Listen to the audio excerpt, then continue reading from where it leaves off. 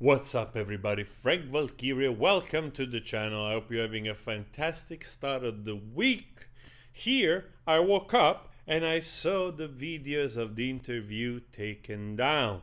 Yes, the full interview from the NBC timeline was taken down, and I guess this has happened also to other YouTubers. So, I apologize in advance if you don't find it, but at least those snippets that we reacted in last week are still there.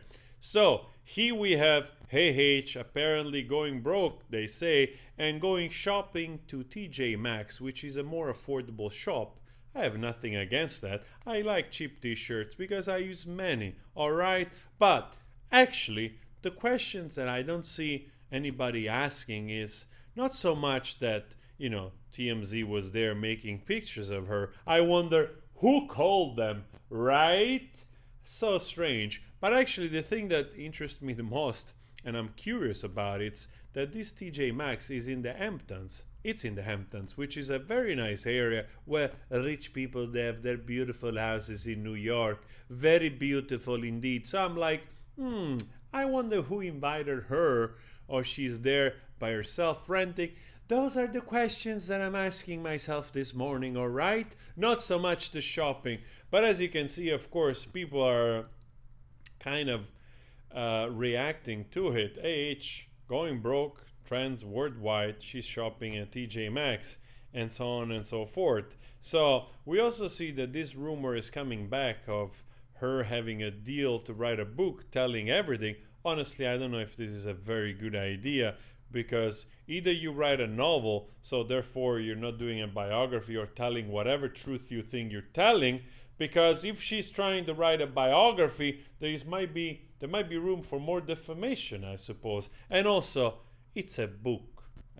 You can write whatever you want in it. So maybe some people will buy it, maybe most people won't.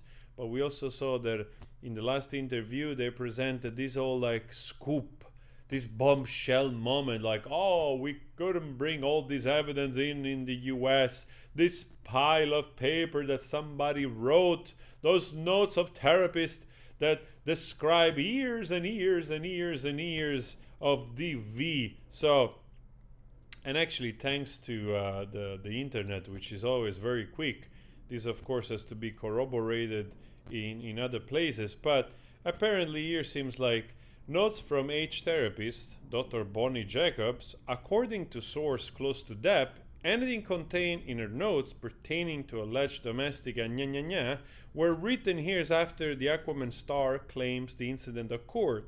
The source also said the notes were actually not suppressed from being presented, as they were reviewed during Dr. Yu's testimony.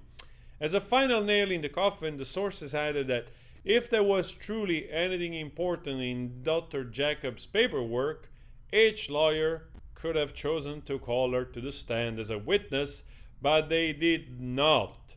So that tells you actually quite a lot on what you need to know. But the most important thing, or actually the second most important thing about this, is a lot of people are saying it's a PR stunt to make her look a little bit more relatable, to the average person that goes shop to TJ Maxx. But in fact, some other people pointed out that this is not the first time that a story like this surfaces, and like many things, that we have seen with the H, here we go, bam, a story comes up of this lady Erica Jane shops for discount clothes at TJ Maxx and visit Petco after losing luxury lifestyles in divorce and lawsuit lifestyle. So anyway, this is a story that some of you probably already know, and feels like a similar PR stunt which we have seen always, like in AH case, that sort of the PR seems to go fish things which have been already done in the past. Go figure. I mean, these people are really working overtime to try to rectify an image. Meanwhile, JD is moving on with his life. Luckily, we're gonna talk about it in another video. But here we have it. Maybe she blocked us. She blocked most YouTubers for sharing that interview. I don't know. I only know that this part of the interview where she said, like, I play it for you. I understand context. But you're testifying and you're just telling me today I never started a physical fight, and here you are on tape saying you did.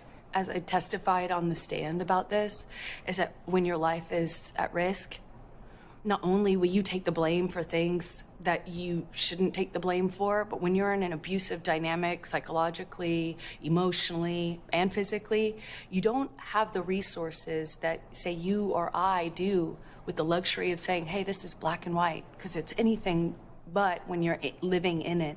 So that part was cut out, you know, like the resources, the luxury of the resources that me and you have, that part was taken out because, of course, seems to make her a little bit like detached from her role as a victim, so to speak, right? So by taking that part away in the final interview, they kind of tried to tailor a little bit her image to present her in the best way possible, perhaps yeah, more likable. I don't know, you make your conclusion with that, but luckily this segment is still going around, so you see that there is also from the part of the TV show here a little bit of manipulation regarding how to present this story.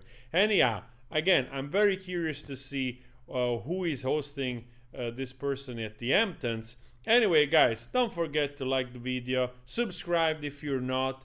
Please also tell me what would you like me to review next. Suggestion are welcome below, and I'll see you later. Thank you very much. Ciao.